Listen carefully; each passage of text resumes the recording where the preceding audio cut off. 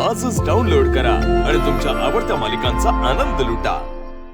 साधासा कागद आहे, त्या कागदावर एका साध्या रंगानं चित्र रेखाटलेलं आहे आणि त्याला काचेची फ्रेम केलेली आहे। वडील थोडी आहेत ते तुमचे, मग जर ते वडील नाही आहे तर त्यांच्या थुंकायला काय अडचण आहे? त्यावेळेला त्या राजानं उत्तर दिलं, स्वामीजी जरी तो साधा कागद असेल आणि चित्र कसलं बसलं रंगानं रेखाटलेलं असेल तरी त्या फोटोमध्ये जे चित्र रेखाटले ते माझ्या बापाचं आहे। त्या फोटोकडे बघितलं ना की मला माझ्या वडिलांचं स्मरण होतं, त्याच्यामुळं मी त्या फोटोवर थुंकू शकत नाही।